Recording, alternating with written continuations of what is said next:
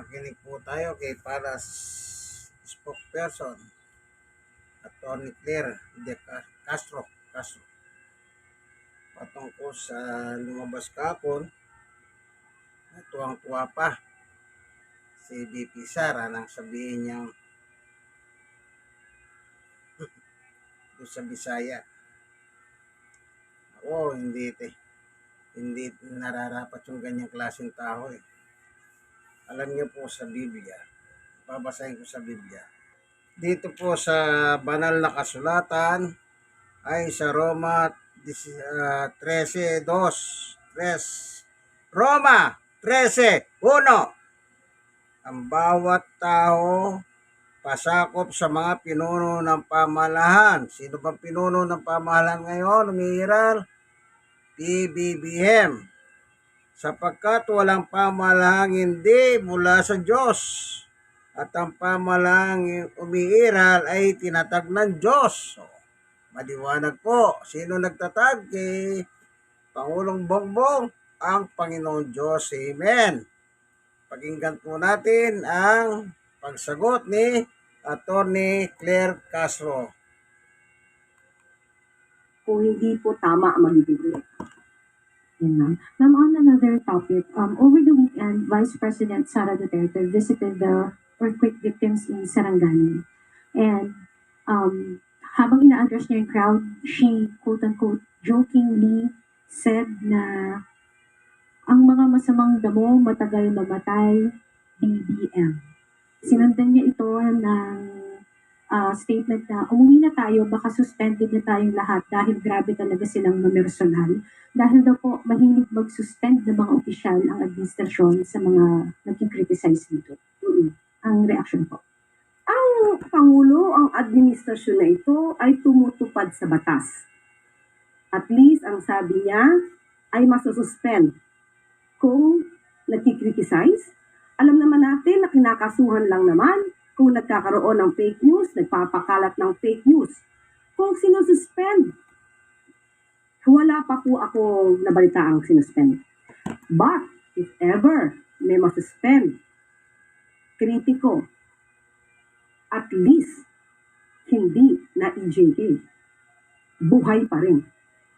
Patungkol naman sa sinasabing masamang damo, madaling mamatay, BBM, sa aking pagkakaalam ay nabanggit niya si dating Pangulo Duterte, kinukwento niya about this.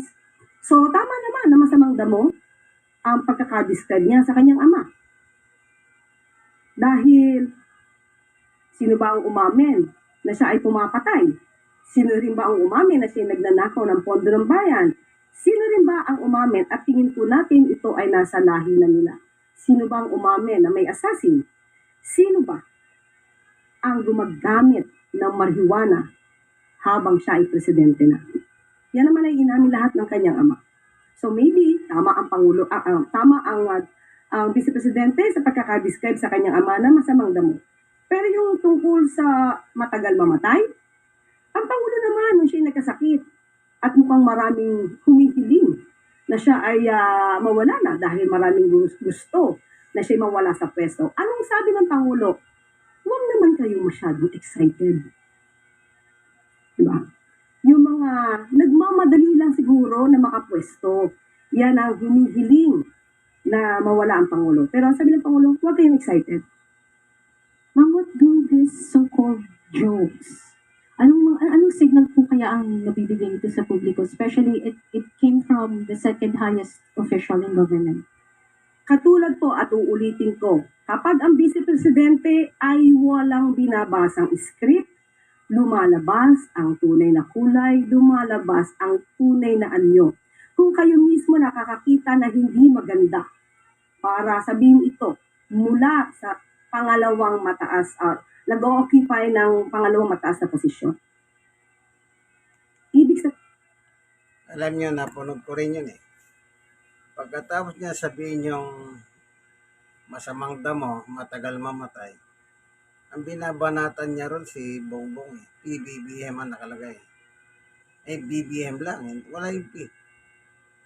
Sabay tawanan. Hindi siya nagjo-joke. Kailanman hindi nagjo-joke yan. Ano, wala naman sinabing joke. Pero yung nagtatanong kay Atty. Claire, sinabi niya, joke.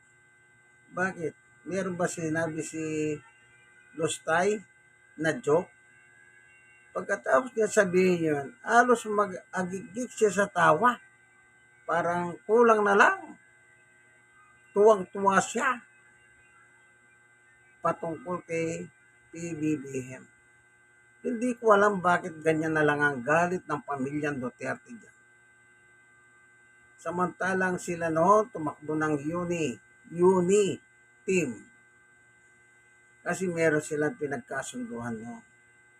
Nagkasundo sila na magsama sila. Ano po? At nanalo naman sila. Pero nakapagtataka lamang, hindi pa naghihinit si PBBM sa Malacanang. Pilit na nilang inahagaw ang Malacanang sa kanila. Naalala nyo ba yung maisog? O ilang beses yung maisog? Yung banat ni Dutay na meron tayong Pangulong bangag.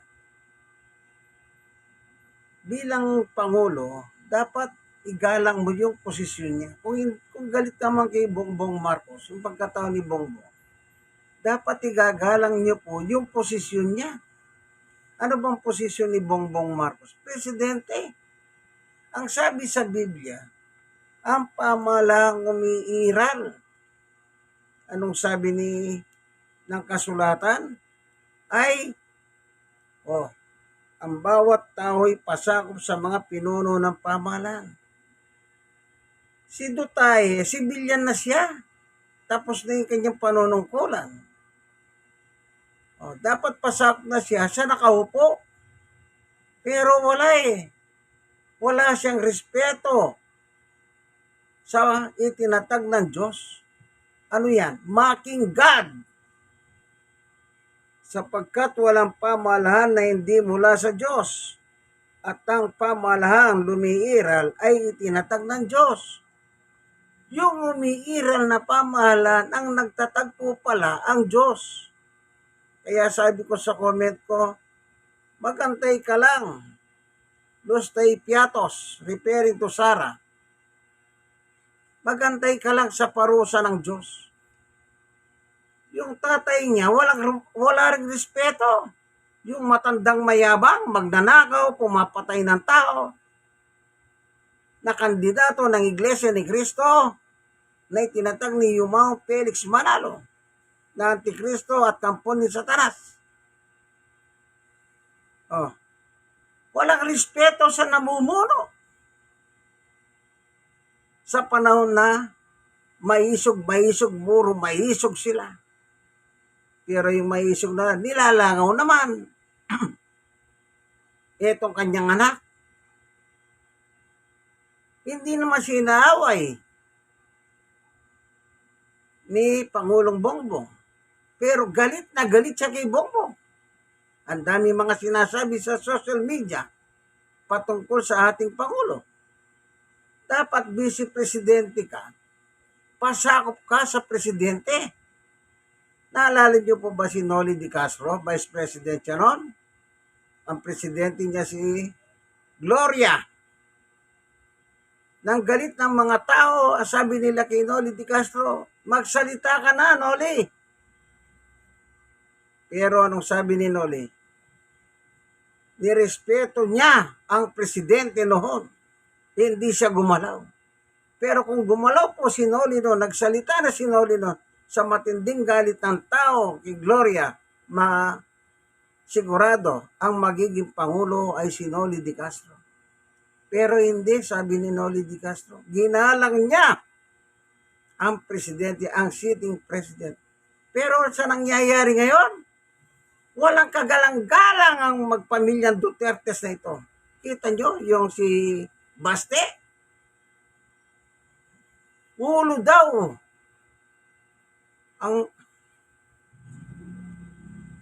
Si Pulong, ano naman sabi ni Pulong? Pag silang nakaupo, liligligin nila ang Ilocos.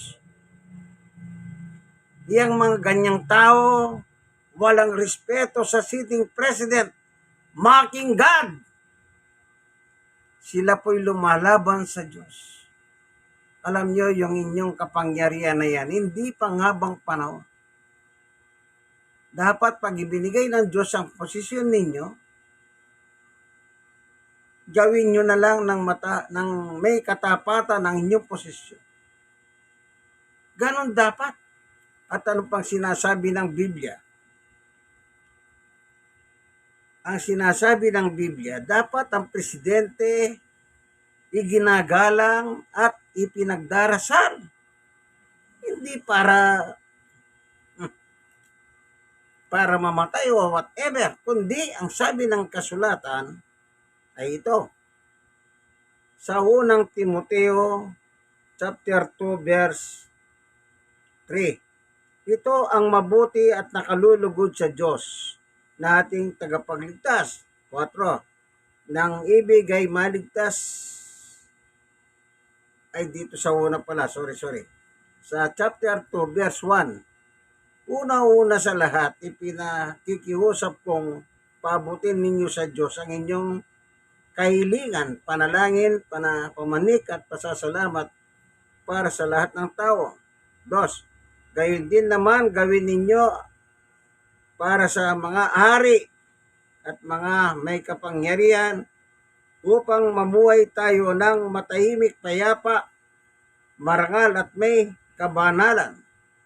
3. Ito ang mabuti at kalulugod-lugod sa Diyos na ating tagapagligtas. Ipag-pray yung mga hari sa Pilipinas, hindi hari, presidente. Para saan daw po makapamuhay tayo ng mapayapa. Alam nyo, ang gusto ni Pangulong Bongbong, kapayapaan. Ang gusto ni Sara, gulo. Manggugulo sila. At kasabwat pa ang mga senador. Unang-una si Cayetano, si Marcoleta. Si Mike Defensor, hindi na ano yan. Yung kanilang 18 kargador na naglobid ng kasinungalingan na patuloy na pinagtatanggol ni Edwin Sabala, na spokesperson ng Iglesia ni Cristo. Alam niyo po, wala na akong trabaho. Araw-araw nakatutok ako sa news. Diyan mo makikita eh. Tapos dinidipesa pa sila nila Marcoleta. Naglulubid ng kasinungalingan.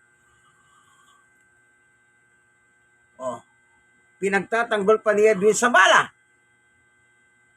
Anong nakalagay sa Biblia sa mga naglulubid ng kasinungalingan? Ganito ang nakalagay. 1:8:44. Ang diablo ang inyong ama. Ang diablo pala ang kanilang ama. At kung ano ang gusto niya, iyon ang inyong ginagawa. Siya'y mamamatay tao na sa simula pa at kalaban ng katotohanan. Di matatagpuan sa kanya ang katotohanan kahit kailan. Kung siya'y nagsisinungaling, likas na ito sa kanya, sapagkat siya'y sinungaling at amahan ng kasinungalingan. Ano daw si Satanas? Ama ng mga sinungaling. O hindi ba nagsisinungaling si Marcoleta?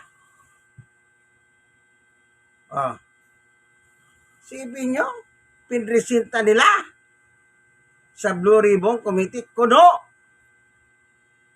Puro mga sinungaling pala eh. Na kinakampihan pa ni Edwin Sabala ng spokesperson ng Iglesia ni Cristo na itinayo ni Yumao Felix Manalo Isagon na Antikristo at kampon ni Satanas. Ganyan ba? Si matandang Duterte, kandidato ng Iglesia ni Cristo, sila nagdala. Yung unity team, Iglesia ni Cristo din ang nagdala. Pagkatapos itong Iglesia ni Cristo, kinakalaban si Pangulo. Magbasa kayo ng Biblia. Ang umiiral na pamahalaan ay itinatag ng Diyos. Oh, sino ba ang gobyerno ngayon? Pero ayaw ninyo. Ang gusto ninyo, makuha ang Malacanang seat of power. Ngayon, nabulgar na ang inyong kabulukan. Nasa na ang matandang Duterte? Ayun, nakakulong. Nagdadrama doon. Kesyo daw, matanda, hindi na kaya. Dramatista, pang best actor. Best actor ka. Mr. Rodrigo Duterte. Itong anak mo naman, pagkatapos nagsalita na masamang damo si Pangulong Bongbong, biglang tawanan. Ano yan? Sinyalis na banang? Ganyan? Siguro, malapit na. Mag-ingat kayo sa eleksyon. Wala tayong political color. Nakikita ko araw-araw, wala na akong trabaho. Sabi ko, kundi manood na lang ng news sa social media. Kaya nabubuo yung mga ganyan. Okay? Makinig muna tayo kay Claire. Attorney Claire. Para sabihin ito mula sa pangalawang mataas, nag-occupy ng pangalawang mataas na posisyon. Ibig sabihin, mali ang kanyang ginagawa kahit ito ay pabiro. Thank you, ma'am. May sunod na tanong mula kay Jervis Manahan, ABS-CBN. Magandang hapon po, Yusek. 2 weeks before the start of the impeachment trial, naglabas po si Vice President Sara Duterte ng accomplishment report na doon po nakadetalye yung mga nagawa ng kanyang opisina for the past year. Ano pong komento po ng palace po dun sa mga kanyang accomplishments? Okay. Noted. Part po nung sa kanyang accomplishment report, sinabi po niya na mas nahihirapan siya na maglingkod sa sambayan ng Pilipino dahil sa mga baseless criticisms at mga systematic attacks laban po sa kanya. Siguro talagang challenging sa kanya ang mga ganitong klaseng report kasi ang pag-report sa taong bayan hindi naman nakukuha sa numero lamang. Tandaan natin, ang kanyang mga pag-report, pinupuna na noon pa ng COA, ng Commission on Audit, katulad ditong 3.4 million pesos patungkol sa magnegosyo Taday. Okay, ito yung patungkol sa 4,400 plus entrepreneurs supported. Pinuna ito ng COA at sinasabi na ito ay walang mga feasibility studies, walang evaluation ng DTI at ng Philippine Deposit Insurance Corporation, walang written agreement prepared by the OVP with the PDIC and DTI. Mga bagay na dapat na isinasagawa, otherwise, ikaw talaga ay mapa-flag ng COA. At meron pa po mga na-flag na mga tungkol sa distribution ng mga ayuda. Kulang-kulang ang listahan ng mga rice beneficiaries, walang mga situational reports or mission orders na magsusupport sa pamamimigay ng mga ayuda. So, tingin natin, hindi po natatapos ang pagre-report sa numero lamang na nakikita natin ngayon, kundi dapat ito ay mabigyan ng basihan kung totoo bang ito ay naipamigay dahil marami na pong naibalita noon na may mga ghost students, ghost vouchers, ghost school materials, ghost food packs. So, sabi nga natin, dapat makumpleto ang report, hindi lamang sa numero. Kaya it would be very challenging for the Vice President. Sunod na tanong mula kay Ivy Reyes, Bilidario News. Hi, ma'am. We know the palace doesn't want to intervene in the impeachment trial of the vice president, but what does Malacanang make of the defense team's wishes to omit or remove 28 documents from the prosecution's presentation of evidence. Isa po dito yung SALN ng bise on specific years. And we know how much value a SALN holds as seen in the conviction of Corona before. Katulad ng sinabi mo, hindi naman makikialam ang palasyo, ang administrasyon sa magiging trabaho po ng Senado. Pero sa ating pagkakaalam, ito yung pinaka-core, ito yung pinaka-meat ng kaso, ng complaints laban sa kanya tungkol sa di umanong unexplained wealth. So, kung pinapatanggal niya ito, papaano niyang maipapakita sa bayan na siya ay tuwid at malinis at walang unexplained wealth? And follow-up lang po din sa pagtawag niyo po ng reasonable doon sa edad na 12. Is that a confirmation that Malacanang is for the lowered of the age of criminal liability? Wala pa po na pag-uusapan tungkol sa edad, pero sabi nga natin kung ano man ang maibibigay na version ng Kongreso, at titignan po yan ng Pangulo, pero sa ating pagkakaalam, yes, open ang Pangulo kung mabababa man ang edad po. So maliwanag wala talagang pakundangan itong pamilyang Duterte. Wala silang respeto sa itinalaga ng Diyos bilang mangungulo. Anong sabi sa Biblia? Para magkaroon tayo ng kapayapaan, ipagdasal natin ang gobyerno. Kayo mga nanonood ng video nito, pinagdadasal nyo pa ang gobyerno ni Pangulong Bongbong? Baka naman, ang pinagdadasal nyo, namamatay na sana siya. Hindi ko alam anong damdamin nyo. Ako pinagpipray ko ang gobyerno. Bakit? Nakalagay sa Biblia, pagdasal ang mga namumuno Ang hiling ko sa Diyos, tulungan ang gobyerno. Wala naman magagawa ang gobyerno kung walang tulong ang Diyos. At yan nagtatag ng gobyernong ito.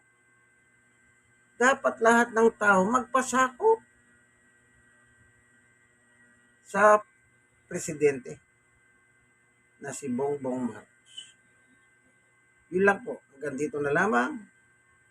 Mahal kayo ng Diyos lahat. John 3:16. Pero, yung lumalaban sa gobyerno, anong nakalagay sa Biblia? Lalapatan ng parusa. Okay? Roma 13:2 naman ang babasahin ko. Anong sabi ng kasulatan? Yung lumalaban sa gobyerno. Kaya nga nauna na si Duterte dun.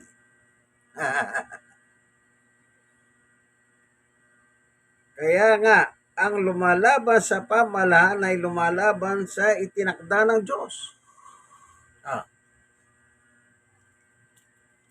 Nasaan na si Duterte? Ayun, pang best actor ang galing niya sa ICC, the Netherlands. Kunwari, di na niya kaya. Di ba? 1 taon siya.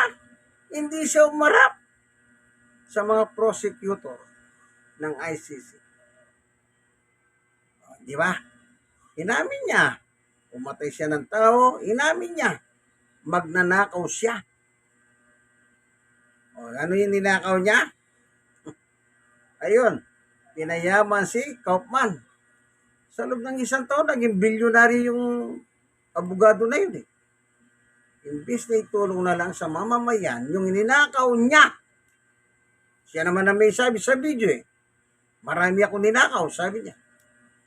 Sana'y tinulong na lang sa Pilipino. Mamatay man siya, mawala man siya, paano baka itangal siyang bayani? Hindi Palamura pa, minura pa ang Diyos. Walang respeto sa nagtatag kay Marcos, kay Pangulong Bongbong. Kaya napadali ang kanyang pag-abroad sa Netherlands. at lalapatan ng parusa ang sino mang lumalaban.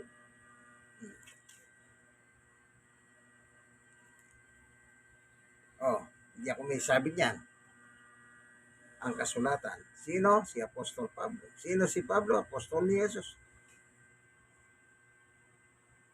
Kaya, ay yung lumalaban sa gobyerno, ayan, unti-unti na.